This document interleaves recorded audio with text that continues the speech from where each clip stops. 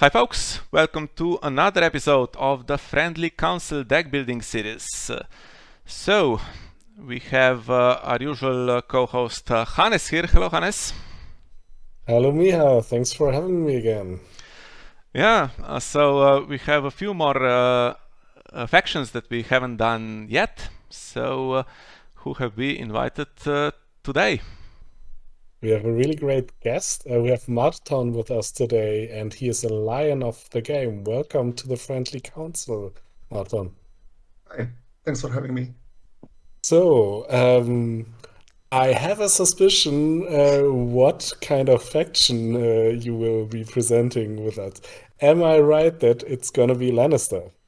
Yes, unsurprisingly. Amazing. So, what kind of Lannister deck will we be building today? We will be building Clansman today with House with the Red Door. Ah, interesting. Okay. So we have Lannister with House of the Red Door, and the theme is gonna be Clansman. All right. So what is a Clansman deck like for basically those who have never played it? How do you try to win the game there in general?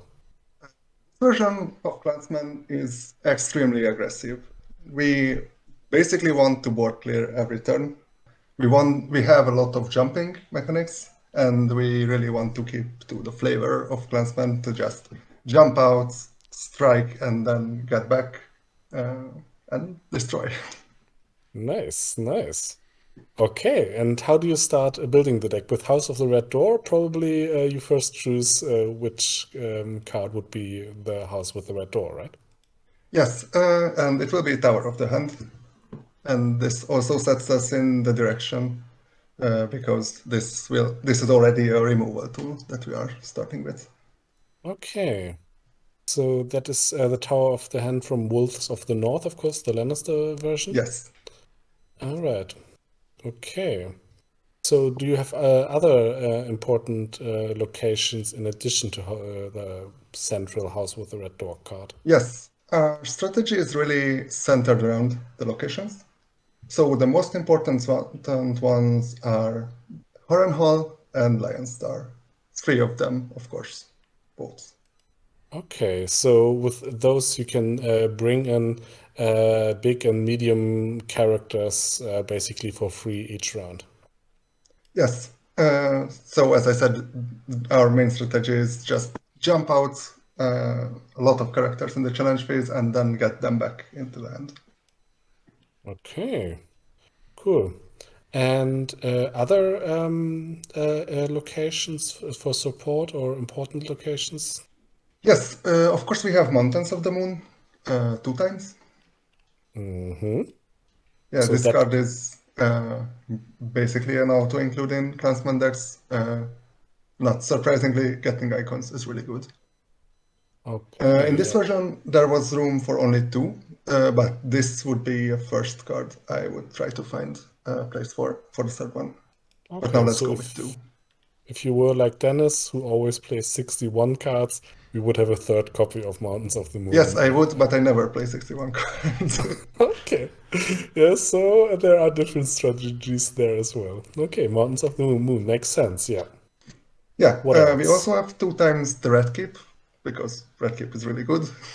Mm-hmm. And we also mostly want to spend our money on locations.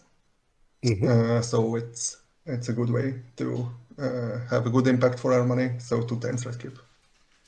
Mm-hmm. We have one of the Hollow Whale. We Okay. rarely have loyal cards on the board. Actually, we have only one loyal character in the whole deck, and he is very rarely staying on the board for the dominance phase. Mm-hmm. So then Hollow Hill is a really great tutoring and draw location, of course, yeah. Yes, and it will be also good to shuffle our deck, but that will come later.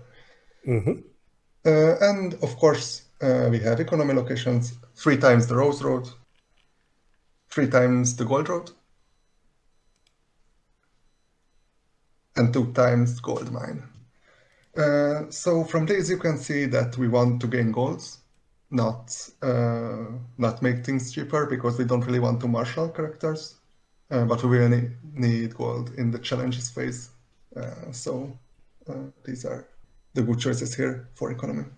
Okay, that's interesting. Yeah. So Dennis last time said he would always have the zero cost reducer card, but if you do not marshal anything, it makes sense that you want to have the gold road, get the gold during during challenges phase to jump in your clansman, right? Yeah, we have a lot of turns where we don't marshal anything. So I tried it, but it's that too many times. Mm-hmm. Okay. So that's 20 locations in total, right? Yes. Okay. And this is all for the locations. Okay, nice backboard. Yes, What? we will be very reliant on our backboard, so Yeah. so we need to have it nice. Let's go with the plots next, Okay. and then we will have a good outline on the strategy, and then we can start discussing the characters. Perfect. So we start with double march to the wall. Evil. Uh, I like it. we want to go first a lot, and we want to remove characters. This does both. We generally don't have characters on the board in the plot phase, so it doesn't really hurt us most of the time, and it should hurt our opponents. We don't always need to remove like very impactful characters. In the mid game, it can be very good to just remove something that would be a military claim. Mm-hmm. And the other key plot is for Snowfinter. Mm-hmm. Surprisingly, often we start with for Snowfinter, and it can decide the game on the first round when the opponent sets up like 3 small characters. It can be devastating from the first turn. So I really Yeah. like for Snowfinter here, and this deck But wouldn't really exist without it. yeah, first snow into March. That's also a mean combination. Turn one Yes, and for turn sure. two there, right? Yeah. Okay. Our other starting plot is Vanquish the Unbelievers. Mm-hmm.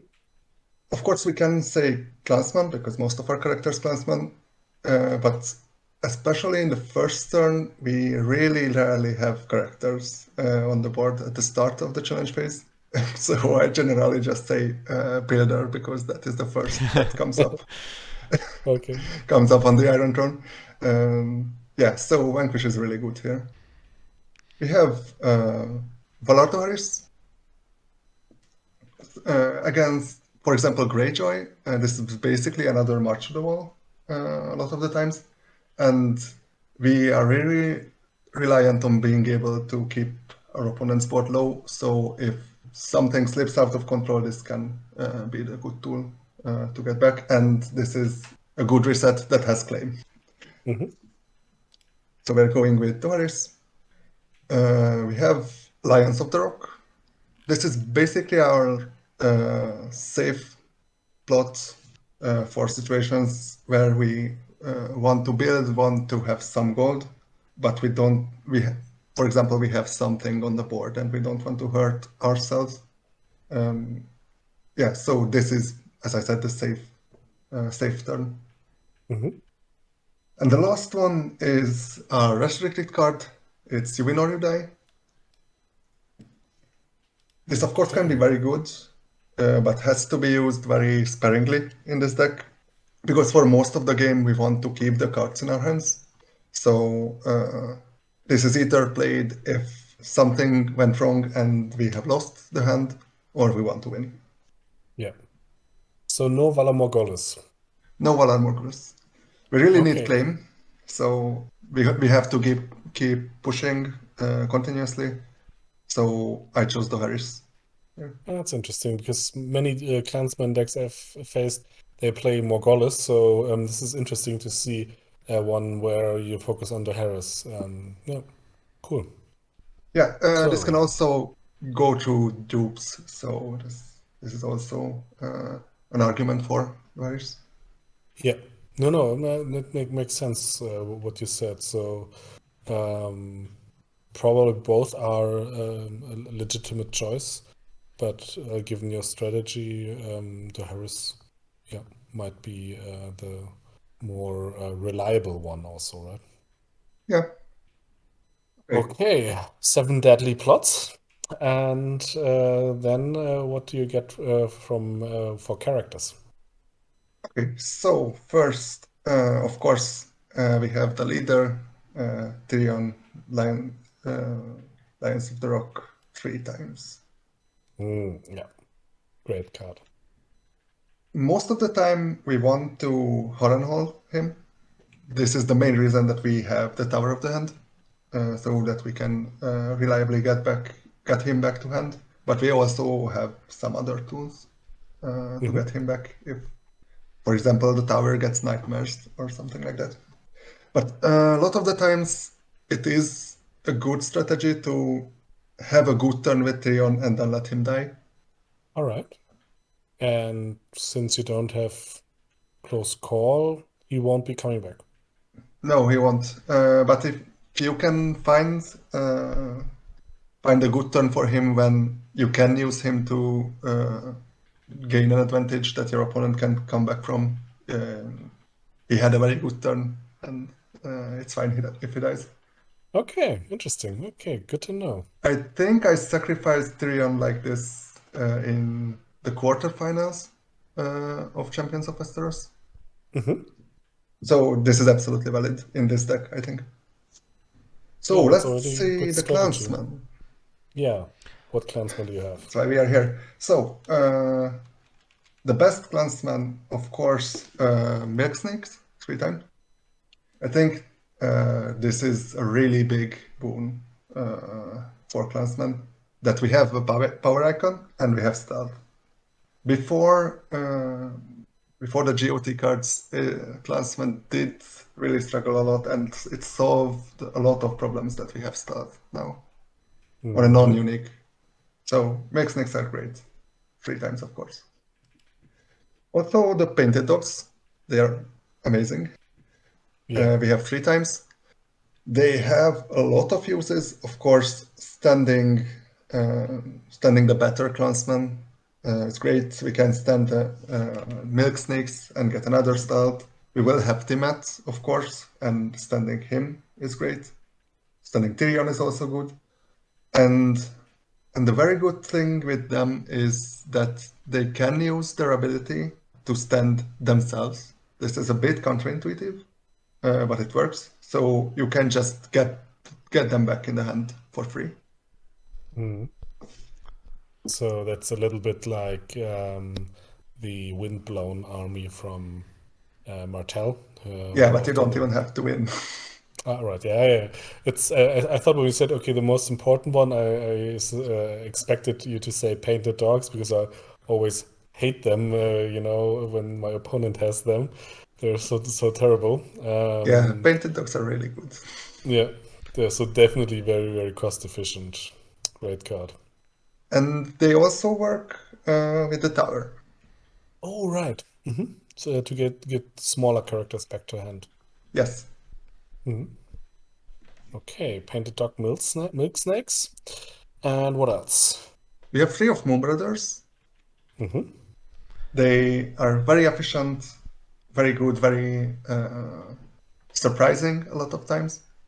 And even bluffing them is very useful. They are very good with Timat also.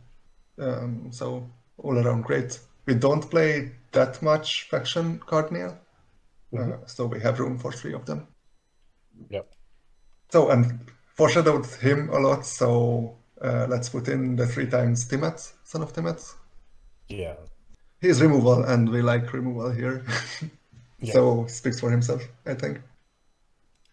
He can also be really good if we can jump him in while we have Mountains of the Moon, because we can trigger his ability and then use the Tower of the Hand if we use him on Intrigue. Okay. Yeah. All right. Of course, we have 3 of Burnman. They are not as interesting, but they are very efficient and good. We have 2 times the Stonecrows. Okay, yeah, they also have potentially additional kills. Yes, and also a very fun thing to do with them is to just have them in play, go to attack, and then ambush or jump in the milk snakes and give them gold that the opponent didn't Ooh, expect. nice. And we have 2 times Wolf Son of Umar. He's also really good with the tower, and if we jump him in, his ability triggers on himself. So we basically have an 8 strength intrigue icon that Nice. can remove a 4 cost or lower character. So he is great here. We have some other support clansmen. We have 1 times Chella. Mm-hmm. Chella is really good sometimes, but she's not that strong here because we don't really keep a board. So it's very rare that she really accumulates.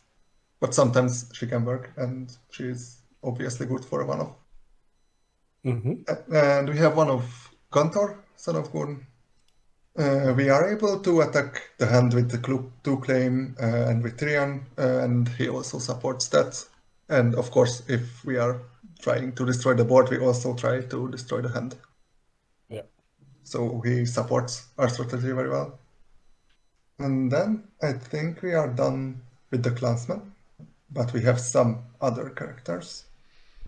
Mm-hmm. We have one of Genoslins. Okay.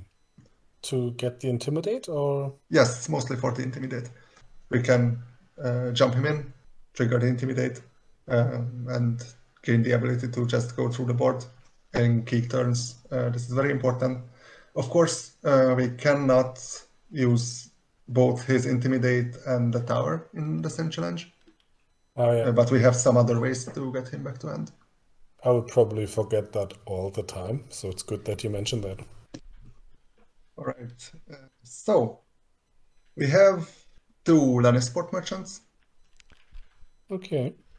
A lot of So the times they are discarded for gold mine, but sometimes there are situations where we want to have some kind of board, and then they can be helpful to protect the key characters from military claim. interesting. Yeah, in the previous episode, Dennis was saying how the first thing he does when he builds a deck is to put the 3 reducers in immediately. So only 2 in this deck, but I guess if you really don't want to marshal anything in the marshalling phase, their ability just doesn't come up. So they basically then just help the setups, I guess, like they usually do in most decks. Yeah, I also, of course, start most of the decks with 3 of these, but this is the rare case where I don't. But we still have 2, just in case. Mm-hmm. Okay. But if I was looking for room in the deck, I would consider removing them. But Okay. now we have them. Okay, and one of the best support cards that we have is one of Core Jamie. Mm-hmm. It's just great to jump him in, do military, do intrigue, and trigger the tower. Or sometimes, of course, he can be just renowned. Mm-hmm. Very good all around. Then we have Sir Moore. We Mm-hmm. have a lot of gold in the challenge phase, and we have a lot of ways to recycle him, and we can attack the hand, we can attack the board with him. He's just great. Also, we have one of Sir Robert Strong. He's a Yeah. bit expensive, but he can turn games in key rounds when our opponent would be able to defend military, for example, but we can just bring Robert Strong out of the shadows, and now he lost the character and can defend military. Okay. So he can be very key sometimes. We have one of the Hound, and it would be a valid consideration to have more of him. It's just really good to jump him. We sometimes struggle with power icons, so he's also very good for that. Okay. And that's the Hound from Taking the Black? Yes, that's the Hound from Taking the Back. Okay. Because there are also, clansman decks. Sometimes now they play with the many-faced god, and but they also have some of their knights in there. As soon as they have one dead knight, they can use the other hound also as a removal character. So that's also some new trickeries that have come out. But of course, let's say the standard hound, he's just so good. Yeah, Yes. you always want to have him. The new Hound is, I think, very good with many-faced god, but I would not play him in Clansman, Yeah. even if I did it with many-faced god. I did it before, so I have some experience with that, but I wouldn't really go with the Knight package there. I don't think it's reliable enough. That's probably the thing. If it works, it's really mean and nice, but you cannot rely too much on it, right? Okay, and we have our last character, 2 times the Regent's Guard. The Regent's Guard is obviously really good for us because, for example, if somehow our tower is controlled, they are another way to get the key characters back into the hand. And they can be a surprise intrigue icon that can trigger the tower in other cases. For example, coming in the place of Robert Strong. They are very good all around here. Yeah, that makes sense. And So, I think this is the character base. We are at 33, right? Yes, exactly. Okay, we can just stop here for a bit if you have any questions about the characters. I would be interested in what is the situation when you actually do want to keep a board presence and then, for example, would like to marshal the Lannisport merchant? When does that happen, or what does that look like? For example, situations where our opponent is not really focused on the board and we want to be able to win challenges. Right. Because we are very good with jumping when we can be very aggressive, but if it doesn't help us that much in the given matchup, of course we have to choose a different strategy. And of course, the main case for this is when we face barring the gates, Okay. Yeah. because we can't just do nothing on barring the gates. So we want to have some kind of board and at least try to survive from there. Yeah. That makes sense.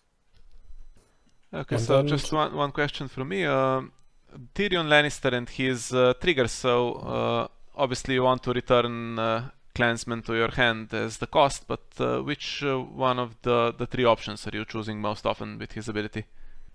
Most often claim, of course, because we are very aggressive deck. So I most often choose the claim.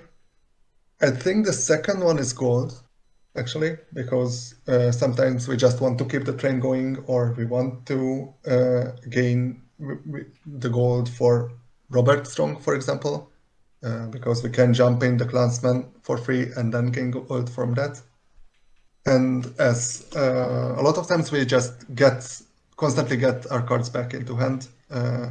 We a lot of times don't need to draw that much, but sometimes draw is helpful, of course, when, for example, the opponent can attack our hand. okay, but it's rather the last resort as the prefer compared to the Yeah, first option. Yeah. yeah, I mostly want to go for claim. Yeah, and that's kind of different, for example, to Bowels of Casterly Rock, right? Which is also for, jumping shadow cards in, getting gold or cards, and then I think often if people can, they try to draw a lot. But there they also don't maybe have the same degree of recycling that you can do with your deck, right? Yeah, and suddenly we have a reserve. So we Oh also have yeah, to count on that when we want to get our cards back to hand. yeah, that makes sense. And yeah, and your plots don't have super high reserve Yeah. anyway, right? Yeah. Okay. And what kind of events do you take to round off the deck? Yeah, so we are a jumper deck, and we are pretty well positioned to play Never Bet Against My Family. We have 2 times because the main reason to play 2 times instead of 3 is that it sometimes can stuck and getting, for example, whiffing on one and then getting 2 more is sometimes game losing. Mm. This is one of the reasons that we run the hollow hill, actually, that we can just shuffle on demand, or mostly on demand. We play Okay. Nightmares, 2 of them. Nightmares is good everywhere, but we mostly want to use this to get through military challenges and neutralize any defensive ability that our opponent might have. Mm. Can be really good to get rid of stealth on big characters, for example, so that we can Yeah. just go in with some milk snakes. We have lay waste 2 times, mostly because we really don't like if the opponent can control our locations. So this is mostly against Seized by the Guard and Frozen Solid. Oh, yeah. Frozen Solid is never a welcome sight for a house with a red door. Yeah. Right. Yeah. And our one remaining card is the Iron Bank will have its due. Of course, we are playing Jumper. We want to get cards back into hand, and we want gold to just continue rolling out cards. So it's great. Okay. But you don't have any Hear Me Roar. No, I don't have a mirror. Is that because it basically would have too much overlap with the ability of Lion Star and Harrenhal? Yes, I find that when I have the cards that I would want to play, most of the time I can cheat them out in other ways, but never bet against my family can give extra options that I don't have in hand. Yeah. That makes sense. And I personally don't really like Hear Me Roar because there are a lot of cases when it's just that. Yeah, of course, if you can put all your characters in through your locations or you don't have any additional characters in hand, then it's a dead card. Yeah, and with Another Bet Against My Family, you do have a chance to get something new on the board. Yep. Okay, all in all, this looks very frightening. And no attachments in this deck? No pinch of No powder, attachments. for instance? No, we don't really want to focus on winning intrigue or power by that much. We don't really have the tools for that. And pinch of powder is a big investment. So we would have to build around that more. Yeah. So, Miha, you like to play, Barrow Control Neo decks. What do you say when Martin sits in front of you and takes out his clansman? Well, nothing nice, I don't think. Actually, I do have on my channel there is a recording where I played against Clansmen in the 8 Regions tournament, and it was quite similar to this. It was a different agenda, but yeah, that's not a great matchup because obviously all the ambush avoids the Neil really nicely, and there is that annoying painted dogs stand that I guess only if the Lena is in play you can kind of play around it, but then they remove your board so aggressively that everything dies, as it did in that game. If you've seen it, you will know what I mean. Yeah, it's tough.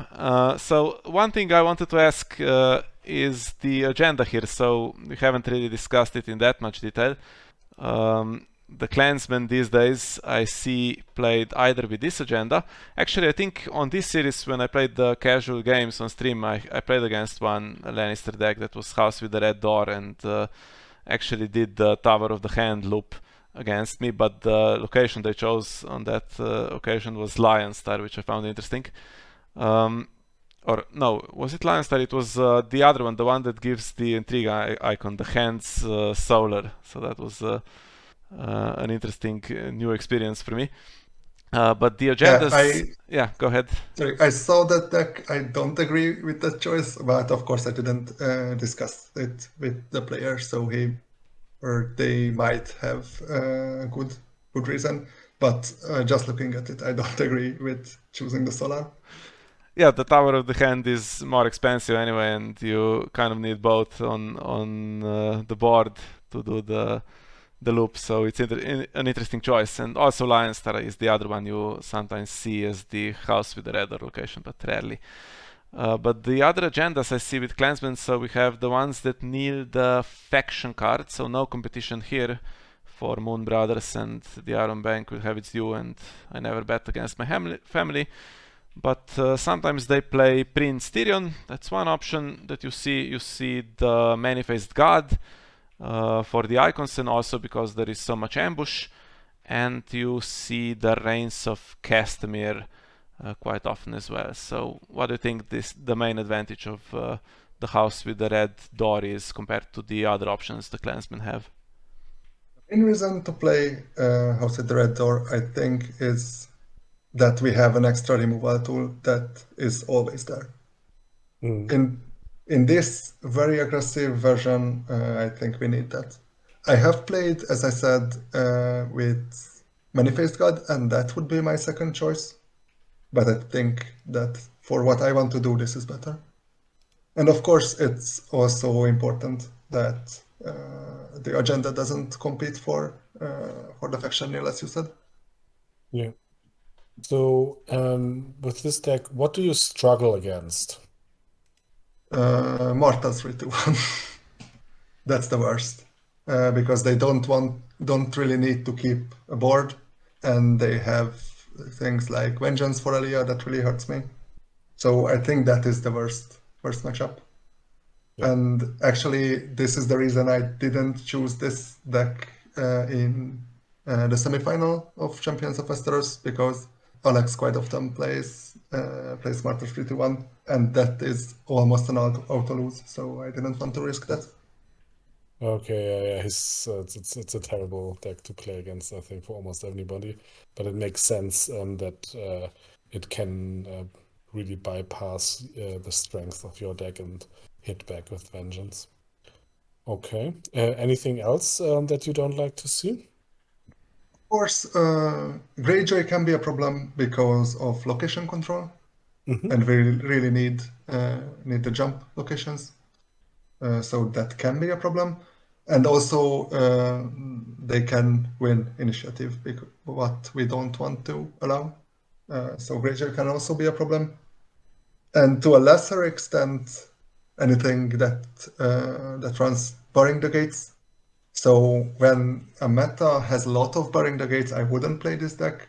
But currently I don't see it that much.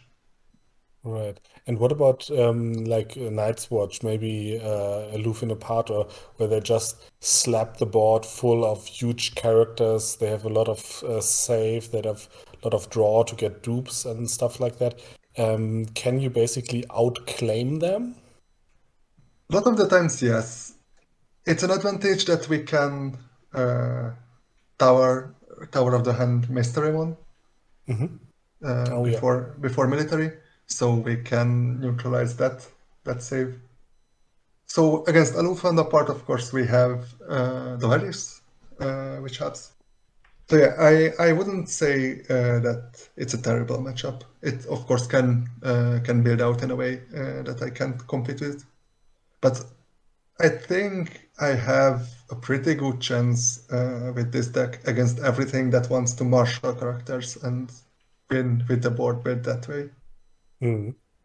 What Other about ambush decks can be also problematic. yeah? What about other aggro decks? So if you have Dothrakis against you, can you beat that? Yeah, I think it, of course, a lot depends on initiative, Yeah. but this deck is very much built for winning initiative. And I think I am mostly favored against Dothraki because Dothraki decks want to keep more cards on the board than I do. Yeah. And basically, military claim is not very useful against my deck.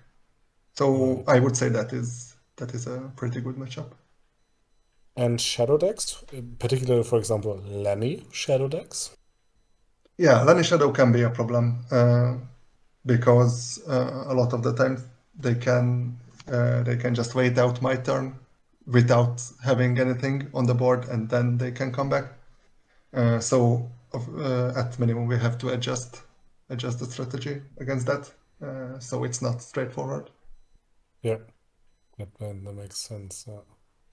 Okay. And what about, like, for example, Drowned God, where they like to die? Can you kill so many that they stop liking it? It depends on how much I can attack the hand, I think. Yeah. But a lot of the times, I think I can. What can be more problematic is the Banner of the Sun version with Mm, with the with Ishvan, but it also gives prized, so they have to be careful. true. Yeah. So the Desert Raiders can give them a board presence again and be claim soak. But if they do too much, you might win by price. Yeah. Yep. Okay. And what about Stark fealty, where they also can just slap the board full of characters and it feels like you kill off some and they just pop up again and they have a lot of frozen solids. Winterfell and Catelyn Stark. Well, Frozen Solid is a problem, of course, but we have some solution. And Hmm. Starkpit is mostly still a marshalling board focus deck. Yeah. So a lot of the times, just the amount of aggression that I can provide is enough. For example, I think in the top 8 of Champions of Westeros, I played against Dark Filthy.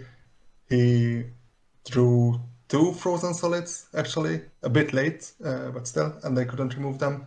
But I still won because by that time he just couldn't come back. Uh, the main way that we win with this is that if we can, for example, clear the board first turn, then we can put on so much pressure that they just will not be able to marshal enough characters to come back. Yeah. So these marshalling based board decks a lot of the times lose at turn 1. Yeah, okay, it makes sense. So there also as an opponent, you have to think about how can I survive the first round, or is there a strategy I can come back in turn two, something like that. Else it's difficult, right? Yes, and also if we can do this, the other main benefit is that the opponent can't play their own game because they have to focus on surviving, and Yeah, they can't play optimally what they want because they have to play the cards that help them survive this turn, and then they have to survive the next turn. yeah. That's in a sense, it sounds a bit like the very abstract strategy that Dennis has for his Stark Lord of the Crossing deck, where he also said he wants his opponent only to be able to react to what he does because he's so fast in power, and you because you put so much basically military and yeah and attrition on the opponent that they cannot basically focus on their own game. So that's Yep. interesting that you can achieve the very abstract general strategy with a completely different type of deck. Yeah, but both of these decks are very aggressive. It's just that mine is very aggressive against the board, and the Stark deck is very aggressive against the power, or against Hmm. aggressive for power gain. But this is in the same in a way that we just try to push and be very quick. Yeah. Do you have any problems with political disaster in this deck? I have to count on it, but I have a lot of dupes for the main locations. Of course, Tower of the Hand is protected, so at least I have that. So a lot of the times, if I can just keep Tower of the Hand, Holland Lion Star in the mid game, it's more than enough. Yeah, right, because the political disaster and also Mad King's Command, I guess, in a sense, hurts economy if you played the something like the usual 9 economy locations, but these two cards that just cheat characters into play are really strong, and obviously anything that is unique has a chance of being duped as well. So I like your chances with this. And also congratulations for playing Lions of the Rock. You don't see that very often. I think I've only played it in one deck in the past.